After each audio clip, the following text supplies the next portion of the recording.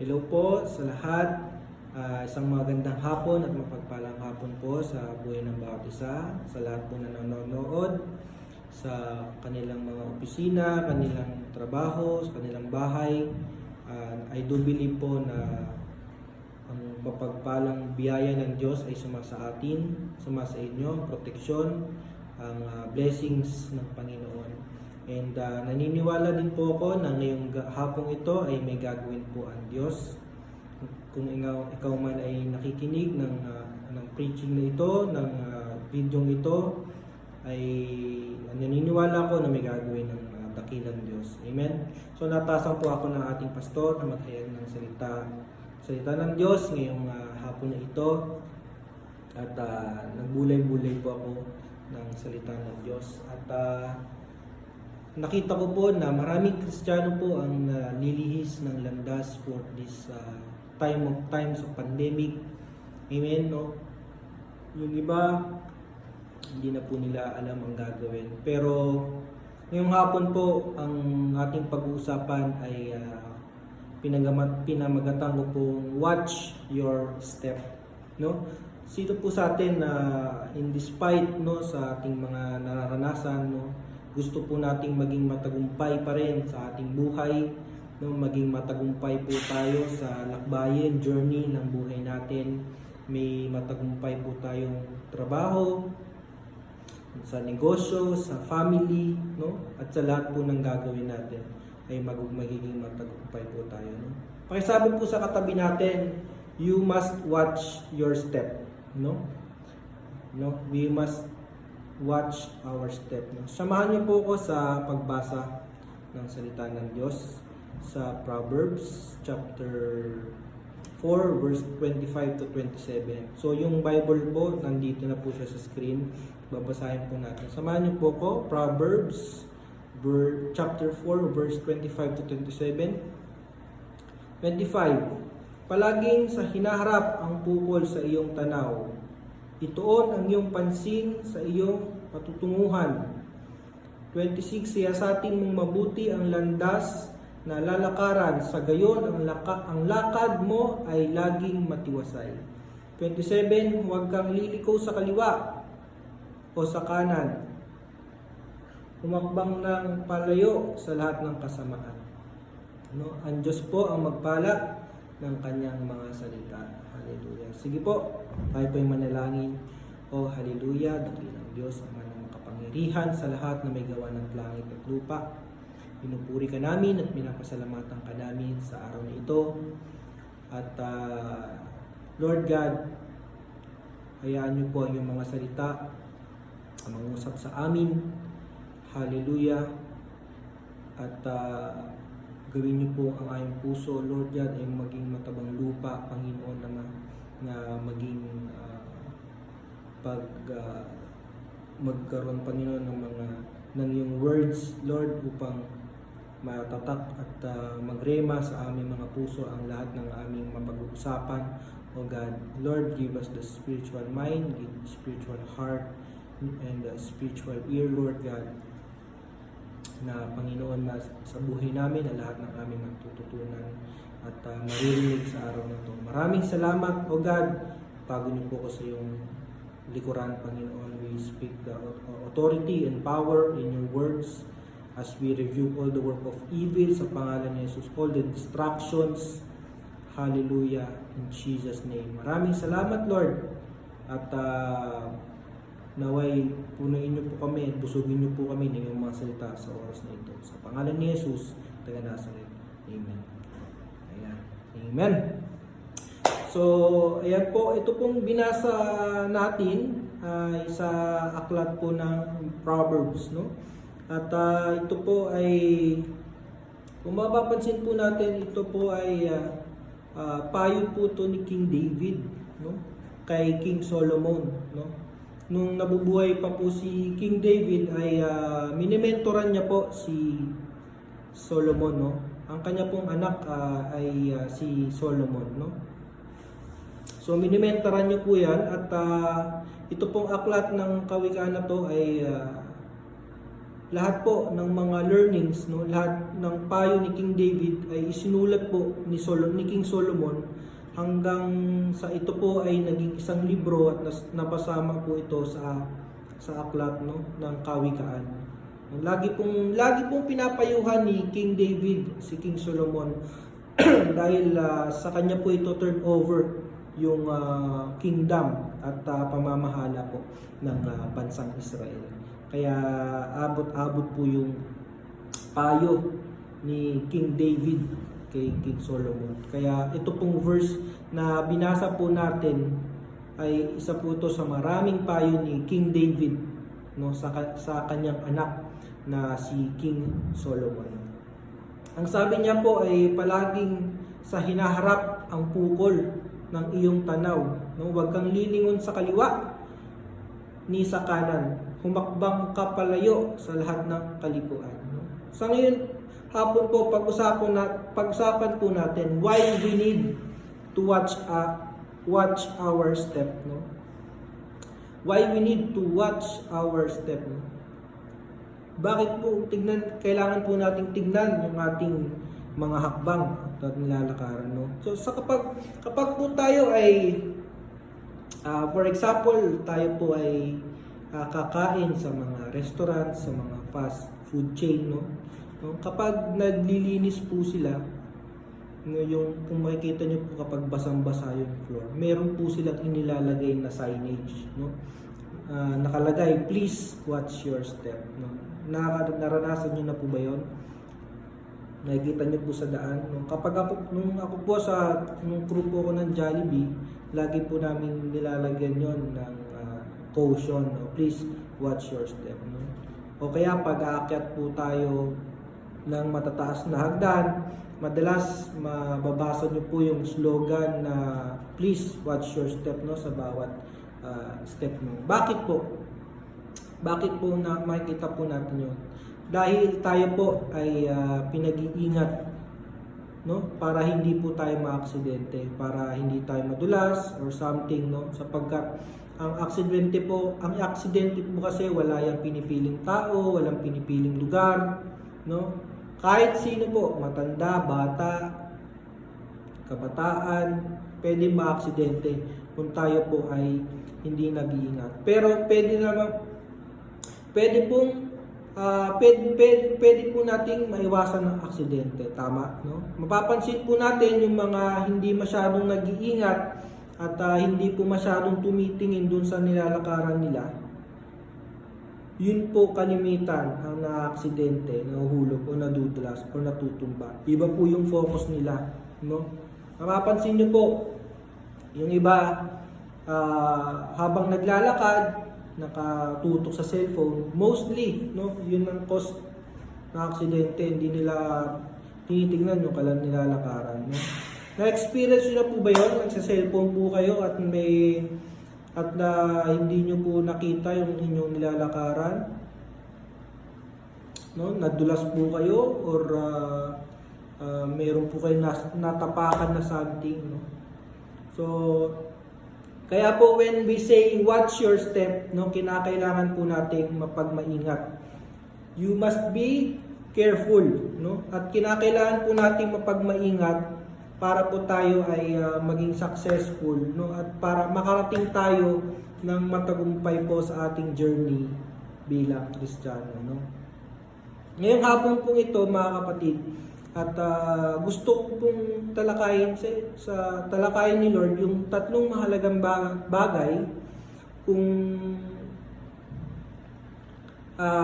tatlong bagay po na makakatulong sa atin para umakyat tayo ng maingat sa hagdan, no, ng tagumpay, no? 3 important things that can help us to climb safely to the ladder of success. Bakit po? Kasi gusto po ng Diyos tayo pong bilang mga Kristiyano, tayo po, gusto ng Diyos ay maging matagumpay po sa ating hakbangin bilang Kristiyano po, bilang tagapaglingkod, bilang tagasunod ng Panginoon. In fact po, as human, mga kapatid, tayo po ay umaakyat sa isang ladder, tama po ba? Naniniwala po ba kayo? no? Na magmula po tayo ay isinilang sa mundo, palagay ko po marami po tayong naranasan na sa ating buhay, no?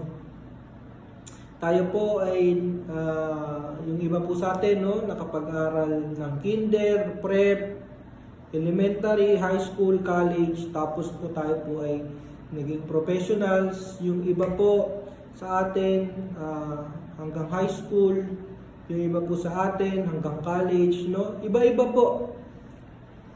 Pero kung mapapansin nyo po, may mga bumabalik dun sa pagiging grade 1 or grade 2, no? May minsan hindi po natatapos ng for example, tayo po sa high school, yung ibang classmates natin, hindi nila natatapos yung 4 years, no? Kinakailangan po nilang balikan.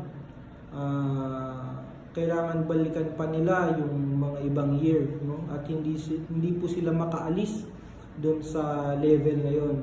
Kasi po, bakit po? No? Minsan may mga classmates tayo na hindi sila nakaka-graduate, no? Bakit? Kasi po minsan hindi nila naipapasa yung exam.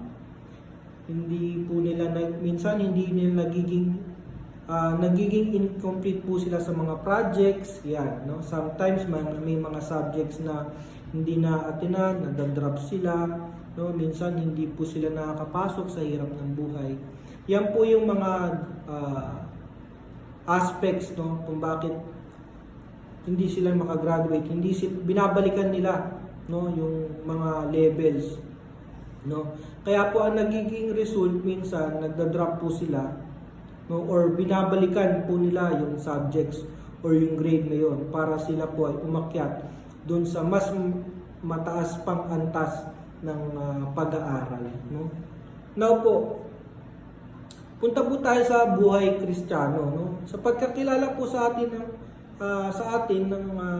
ating Panginoon, mga kapatid, meron po tayong mga ladder, no? Meron po tayong ladder or hagdan na kailangan po nating akyatin, no? Kung gusto po nating lumago pa or kung gusto po nating magamit pa tayo ng Panginoon ng mas higit pa sa paggagamit ng Panginoon sa atin, meron po tayong ladder na kailangan po nating akyatin, no? Iba po yung level na tayo po ay tumanggap sa Panginoon, no? As our Lord and Savior. Hindi lamang po hanggang doon kasi, no? Dahil marami pong inihanda ang Diyos at marami pong gustong iparanas ang Diyos sa atin. But it's up to us po. Kung gusto po nating umakyat, no? Or kung hanggang doon na lang po tayo at hihintayin na lamang po natin bumalik ang Panginoon, yung pagbabalik po ng Panginoon. Sa atin po paghakbang, pagsulong pakyat, pag-uusapan po natin ang tatlong bagay na makakatulong po sa atin, no? To climb successfully, to climb safely sa ladder po ng tagumpay, no? So, number 1 po, una po, ang nakita ko po dito ay number 1, learn how to slow down, no? Matutunan po natin kung paano maghinay-hinay, no? Kapag tayo po sa lahat ng ating ginagawa, parang pag lagi po tayo nagmamadali, no? Lagi po tayong nagmamabilis, gusto natin laging natakbo, no? Gusto po nating madaliin ang isang bagay sa ginagawa natin. Ito po ay nakakaubos po ng ating mga energy, no? Tama po ba? No?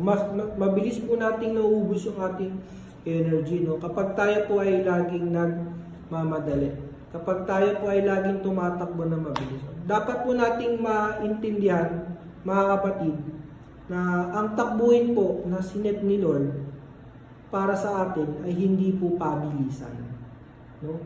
Kundi paayusan po ito ng pagtakbo.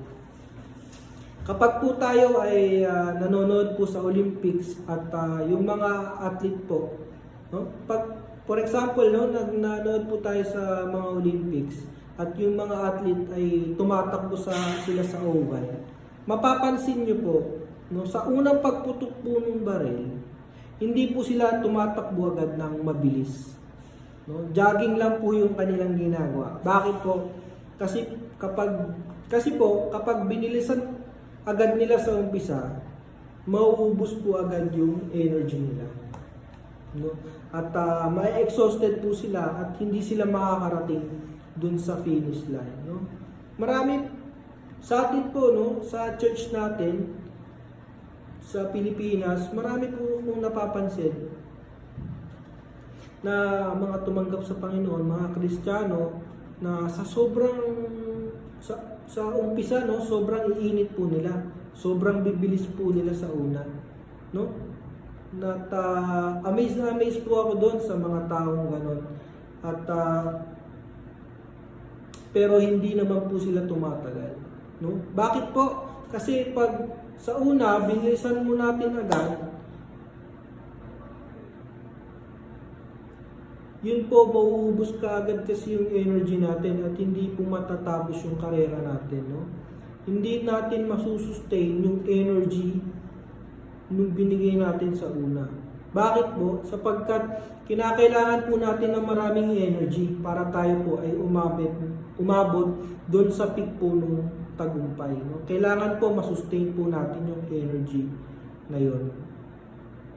For example po, bigyan po kayo ng halimbawa. Sa mga nagda-drive po, for example po, sa mga nagda-drive po, no? Yung sasakyan po natin, paarangkada po siya, no? Paahon. No? Sa mga driver, kapag po tayo baba ay paahon, ang nilalagay po natin sa ating gear ay gear 4 or gear 5 para umahon po tayo sa ating sasakyan. No? Kung kapag paahon ang ating pong sasakyan, ay inilalagay po natin sa lower gear, no? Gear 1 or gear 2. Bakit po? Dahil po kapag nasa gear 4 or gear 5, ang basyan po kasi niyan, pinag-uusapan dyan po kasi ay bilis. Pero po dun sa gear 1 or gear 2, yung power po ang pinag-uusapan. Tama po? So kapag tayo po ay lumalakad sa paahon or tumatakbo sa paahong daan, yan po ay against the law of gravity. No? At talaga pong tayo ay laging paatras. No? Tama po ba?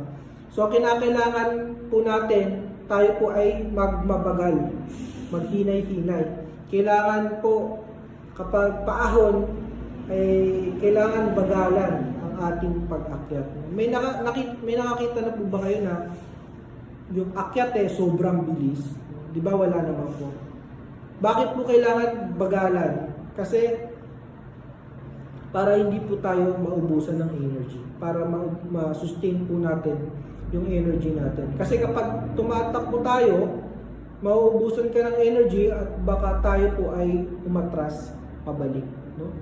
Kaya ko po ito nasabi kasi dahil din po ito sa experience ko, nung nagde-deliver po kami ng tubig sa church po namin dati, no? May business po yung church namin dati ng tubig, mineral water, no? Meron po kaming customer na napakatarik po ng daan. So, syempre po, kabataan, mahilig po sa takbuhan. Nung mahilig po kami sa takbuhan, naguunahan po kami. So, tumatakbo kami dun sa matarik na daan.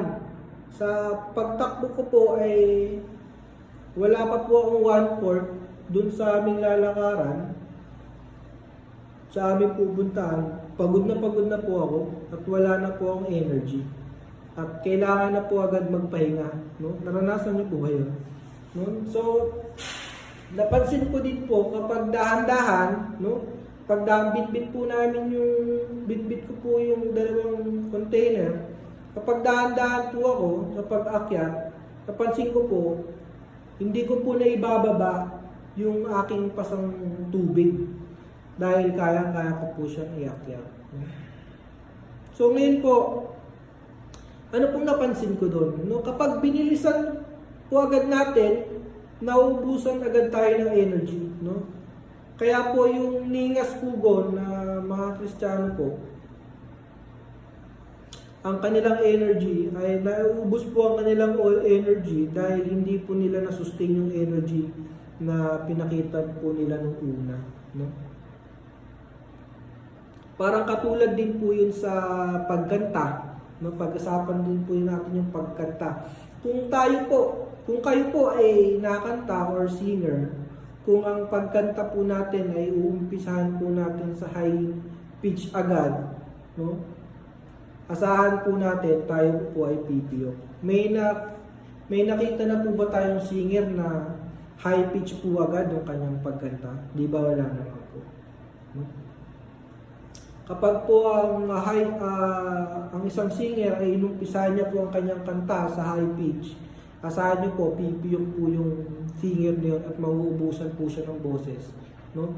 At siya po ay mamamalat, no? Katulad din po, for example, sa isang preacher, no? Kapag po ang isang preacher ay kaagad-agad ay sigaw po ng sigaw, no?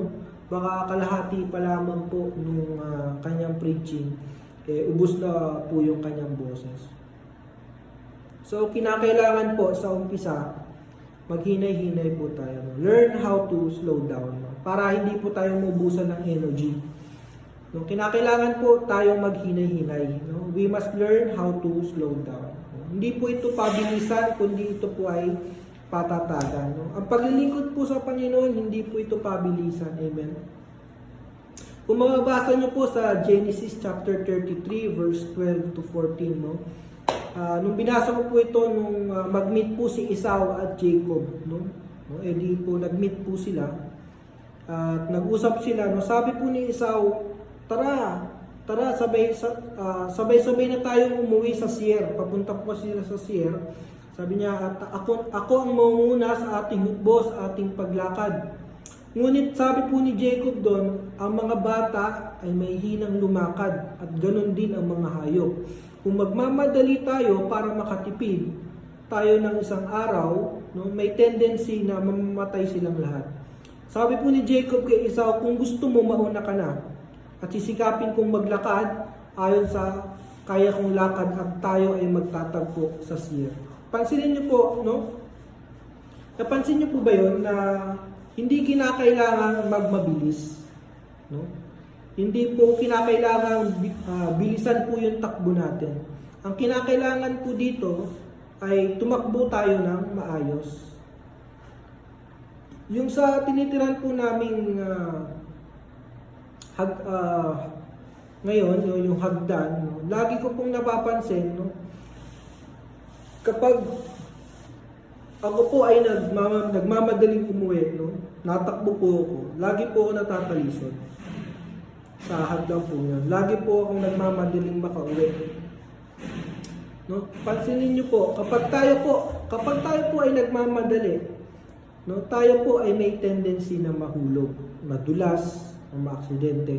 Pero kapag tayo po ay dahan-dahan lamang, nababalanse po natin yung ating sariling katawan, no? So ano pong point dito? Ganon din po sa pagsaserve sa Panginoon. Ang Diyos po ay hindi niya tayo minamadali na mag-grow po overnight spiritually. Dahil po ang spiritual growth, it takes time po. Tama po. Pansinin po natin, no? Sa halaman, mga hayop o mga puno, yung pag-grow po nila, it takes time.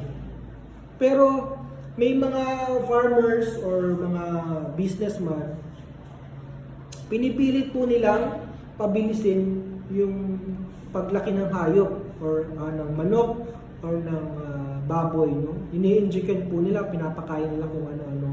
Ano po ang nangyayari, no?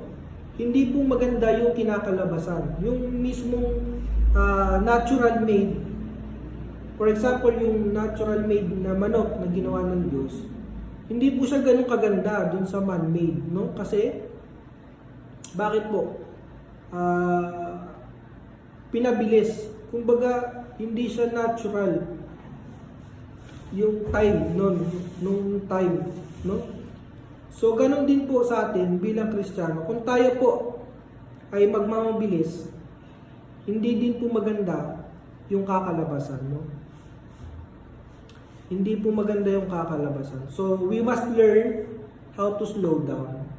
No? Pero hindi ko po sinasabi na i-stop po natin yung pag-attend natin o yung pag-attend natin ng service, pagbabasa ng Bible. Hindi po. Amen? Ayan. So, baka may misinterpret niyo po ako, ha? So, yan, second thing na nakita ko po mga kapatid, yung number 1 po, ang sabi ko po kanina ay number 1, learn how to slow down. Number 2, do not compete with others. Huwag po tayong makipag-kompetensya sa iba. Huwag po tayong makipagkarera sa iba. So, sa naranasan ko po, yung kami po bilang alam nyo po mga kabataan, mahilig po kami sa pabilisan, no? Sino po nakaranas no sa pabilisan, no? Lagi po kayong nagkakarera sa pag-deliver ng tubig, no? Sinusukat po namin lagi kung sino pinakamabilis, sino pinakamahina, no? Dahil nga po sa nagkakarera kami, nagkakatakbuhan kami, yung iba po sa amin lagi po nadadapa, nabibitawan yung mga container ng tubig. At alam niyo po, yung kapag tumba po yung container ng tubig, ang nangyari, so tendency po na matatapon po yung tubig. No? Matatapon po yung tubig sa lupa. Nasasayang po yung delivery po namin.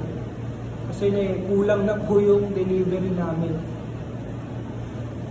At ang gagawin po namin, babalik po kami sa planta, mag-refill po ulit kami ng tubig, papalitan po namin yung container para i-deliver po namin, para makompleto po namin yung delivery. So ano pong pinapakita ko po doon, no? Ibig sabihin po sa atin pong pakikipagmabilis, sa atin pong pakikipag-compete o pakikipagkarera sa iba, minsan po lalo pong napapatagal at hindi po tayo makausad. Tama po, hindi po dapat tayo makipagkarera sa iba. Katulad din po sa paglilingkod sa Panginoon at paglago bilang Kristiyano, hindi po pabilisan. Yung iba po kasi gusto agad maging pastor, yung iba gusto maging deacon, yung iba gusto tatayo agad sa unahan. Yung iba gusto nakakaangat talaga sa iba. At kapag naunahan sila, galit pa, no? Kapag napili ng pastor, tinatanong na sarili, bakit ako hindi ko pinapaakit sa pulpito, mas matagal ako, bakit siya? Parang ngayon lang, pinaakit agad, no? Hindi po pabilisan eh. Hindi po ito kompetensya, no? Do not compete with others. No? Sabi nga po, no, ito po ay patagalan hanggang sa makabalik ang Panginoon. No? So, balik po tayo kay Jacob. Kanina yung story po ni Jacob. Ano po ang mapapansin nyo dun sa Genesis chapter 33, verse 13 to 14. No? Sabi niya po doon, no? Sabi po ni Jacob, ang mga bata ay may hinang lumakad. Ang mga hayop ay ganun din. No, mabagal din po ang mga bisiro. Kung magmamabilis ako, ay pwedeng mamatay ang mga ito. No? So ano pong sabi ni Jacob kay Esau? Mauna ka na. Sabi po ni Jacob, no? Hindi po masama na hayaan po natin na may mauna po sa atin. Amen? Kapag hinahayaan po natin silang maunang umangat, no? Kapag hinahayaan po natin na may makaangat sa atin, sila po ang gagamitin ng Panginoon para po tayo ay hilahin pataas. Tama po ba? Kaya po sabi ni Jacob kay Esau, mauna ka na, ibibigay ko ang aking blessings para makarating din ako at tayo ay magtatagpo din sa Seir. Pinagsabi po na sa ng isang pastor, sa takbuhin po hindi po mahalaga kung sino ang nauuna sa atin. Ang mahalaga po ay nagagawa po natin kung ano po ang pinapagawa ng Panginoon sa atin. Amen. Kasi po minsan kapag tayo po ay nakikipag-unahan, tayo po ay nadadapa, tayo po ay nawawala sa linya. So tanong, bakit po ba hindi dapat tayo makipag-compete sa iba? Sa sarili natin, natanong po na ba natin yun? No? Bakit hindi dapat tayo makipag-compete sa iba? Ito po ang nakita ko, hindi po tayo dapat makipag-compete sa iba kasi po, hindi po lahat pare-parehas ang design ni Lord sa atin. Agree po ba kayo doon? Tayo pong lahat ay we have unique qualities. Tayo pong lahat ay magkakaiba. Amen? Tayo po ay iba-iba ang design ng Diyos sa atin. Isipin po natin kung ano po ang design ng Diyos sa atin. No? Huwag po nating tignan yung iba. Amen? Isipin mo kung ano yung design ng Diyos sa buhay mo. No? Huwag mong tignan yung iba kung ano yung design ng Diyos sa buhay niya. Ang mas mabuti po ay alamin po natin kung ano yung design ng Diyos ng Lord sa atin at doon po tayo mag-focus kung paano po natin mai-enhance yun. No? Sabi nga po, be the best you. Yan, be the best you. Huwag po tayong makipagkarera at makipag-kompetensya sa iba. No? Kasi, bakit po? Kasi maaring yung katabi po natin, no? Yung kaibigan po natin, yung kapwa Kristiyano po natin, ang design po ni Lord sa buhay niya ay isa pong traktor. Yung traktor po ay para sa bukid. Ikaw, ang design sa iyo ay sports car. Pwede po bang makipag-racing ang traktor sa sports car? Di ba hindi po? Kasi iba po ang design ng tractor sa sports car. Natural po, mabilis po ang sports car. No?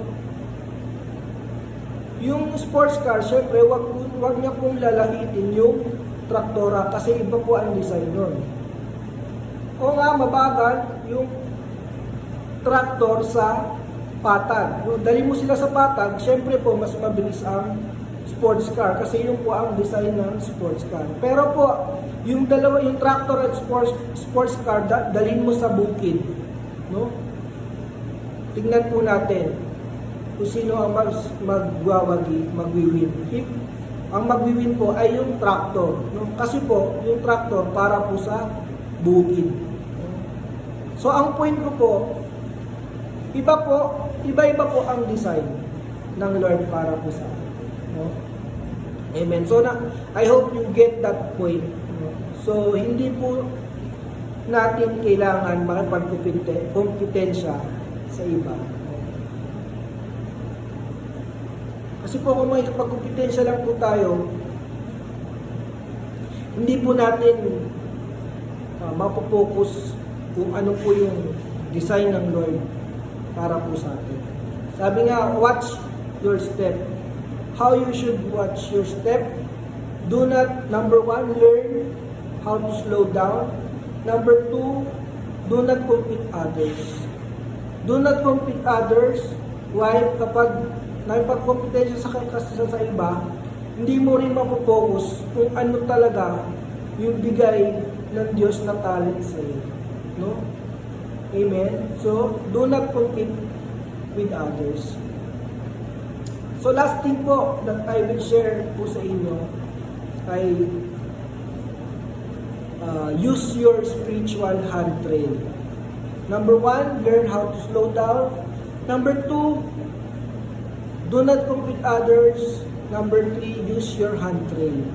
So ano po ba yung handrail? Yung handrail po, kapag kayo po ay umaakyat sa hagdan, yung hawakan ng hagdan, ang tawag po doon ay handrail. Yun po ay design para yung pong mga umaakyat sa hagdan, safe po, para hindi sila mahulog. yung mga umaakyat po doon. Para kapitan po ng mga umaakyat doon. Aside po doon, kapag tayo po ay, for example, tayo po ay umaakyat sa hagdan. Kapag tayo po ay napagod, no? Tayo po ay kakapit dun sa handrail, no? Para tayo po ay makaakyat. No? Yun po yung handrail. So, halimbawa tayo po ay nakakaranas po tayo ng kung pupunta po tayo sa malaking building, no? So, makakaranas po tayo ng pag-akyat dun sa hagdan.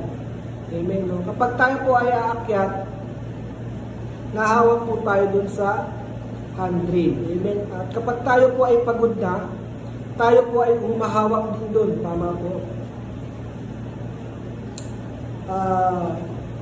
Kumbaga, hindi lamang po siya for safety, yun din pong handrail na yun ang tumutulong sa atin para pagpagod na tayo, magkakapitan natin siya para makausad po tayo paakyat, no? Para ma-reach po natin yung floor na gusto po natin puntahan, no? And mas mahirap po umakyat kapag may dala-dala po tayong gamit, tama po sa hagdan. So ang tendency po, kapag nabibigatan ka doon sa gamit na dala-dala mo, ang tendency po kapag naakyat ka sa hagdan, kakapit ka po doon sa handrail, no? Yung handrail po ang magsisilbing puwersa natin para tayo po ay makaahon at makausad po doon sa next na baitang, no? Kumbaga doon po tayo kukuha ng force para po tayo ay makaakyat. Tama po? So, ano po yung point? Ano po yung point ko? Kung meron pong handrail sa hagdan, meron din pong spiritual handrail na dapat po nating kapitan para tayo po ay makaakyat. Ganon din po sa atin bilang mga Kristiyano. We must use spiritual handrail. No? No? Huwag po tayong magtiwala sa sarili natin na minsan kasi ang Kristiyano po nagtitiwala sa sarili natin, ay kaya ko to, kaya ko yan, hindi ko kailangan si Lord, no? Pero sabi natin, no, hindi natin kailangan, hindi ko kailangan tulong ni Lord. Pero paano po kung tayo po ay nanghina na, no? Imagine niyo po ang hagdan na walang handrail, walang hawakan, no?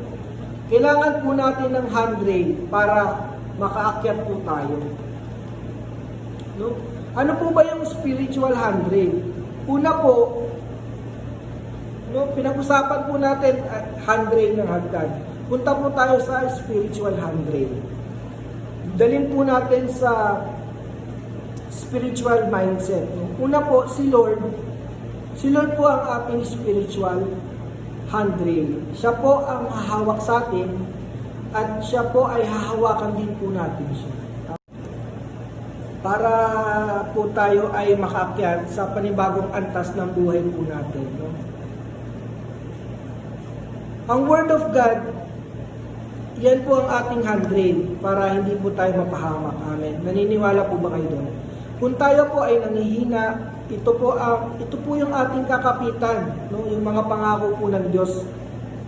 Yung mga preaching na pinipreach po ng ating mga pastor na naririnig po natin kada weekly. Yan po ay handrail po natin na pwede po nating kapitan. Nasubukan niyo na po ba sa hagdan na walang handrail? Bakit po kinakailangan po ng handrail? Kasi po, para hindi po tayo mahulog. Ganon din po sa buhay natin. Ang Word of God, ang preaching, yan po ay nagiging spiritual handrail po natin sa pag-akyat para po tayo ay hindi mahulog. No, sa ating pag-akyat, sa ating pag-move forward sa buhay bilang Kristiyano. Kaya nga po sabi ng Diyos, no, apart from me, you can do nothing. Wala po tayong magagawa kung tayo po ay hiwalay sa Panginoon Diyos. Amen. Kaya pansinin niyo po, yung mga nasa taas, no, mga nasa peak na ng karir ng kanilang buhay, kapag sila po ay nahulog, naranasan po nilang mahulog, ang mararanasan po nila ay parang domino effect. Nahuhulog po sila diretso pababa. Bakit po? Kasi po wala po silang handrail. Wala po silang makakapitan para hindi sila mahulog doon ng diretso. They failed to use the handrail. Mapapansin nyo po, for example, tayo, kapag nahulog ka, kung may kapitan at nakakapit ka, hindi ka matutuluyang mahulog diretso pababa. Pero kung walang handrail ang isang hagdan at nadulas ka, na-aksidente ka, dire-diretso kang mahuhulog hanggang dun sa pinakababa. Amen. Ganon din po sa Lord, sa ating Panginoon. No? Kung tayo po ay mahulog at meron tayong handrail na hahawakan, gaya po ng Diyos, hindi po tayo basta-basta mahuhulog dahil meron po tayong kakapitan. Amen. Sabi nga po sa Proverbs chapter 3 verse 5 to 6, trust in the Lord with all your hearts and lean not into your own understanding. In all thy ways acknowledge Him, He shall direct thy path. Amen. So mga kapatid, gusto po ng Panginoon na tayo po ay makarating dun po sa top of mountain, dun po sa design niya para sa atin. Hindi po sa mabilis na pamamaraan, hindi po sa mabilisan, kundi po yung makarating, gusto po ng Diyos, yung makarating po tayo ng safe at makarating po tayo ng maayos. Amen. Yung makarating po tayo na merong sigla, merong kasiglahan at merong katagumpayan, no? Sa tulong po ng Banal na Espiritu sa atin. So ano po yung mga bagay niyon?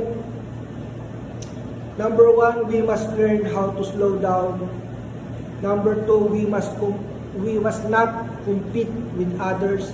And number 3 po ay we must use the spiritual handrails, no? So, yun po, para po tayo ay makakakyat sa ladder of success. Amen.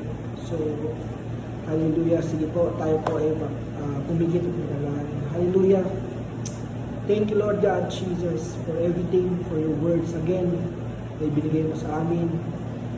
Hallelujah. Maraming salamat po na patuloy mo kami pinapaalalahanan, Panginoon, na manatili, O God, sa iyong mga salita, na manatili, Panginoon, na kumapit sa iyong mga salita, Panginoon. Patuloy kami ini-encourage, Lord God, na tumingin sa aming mga daraanan, Panginoon, na kumapit sa iyong mga salita, Panginoon.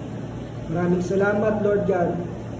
At sa araw na ito, lahat ng aming napag-usapan, Lord God, ay selyuhan niyo po ng banal na dugo, Panginoon. At sinaselyuhan po namin ito ng Banal na Espiritu Santo. Maraming salamat, O God, na magrema ito sa aming mga buhay. Masunod lamang iyong gusto sa aming buhay. Hayaan mo po kami, Panginoon, na sumunod lamang sa iyong mga salita, Panginoon. Maraming salamat po, O God. At sa iyo lamang po ang tayong papuri pa salamat. Sa tayong pangalan na Jesus sa Nazaret. Amen. Maraming salamat po. To God be the glory.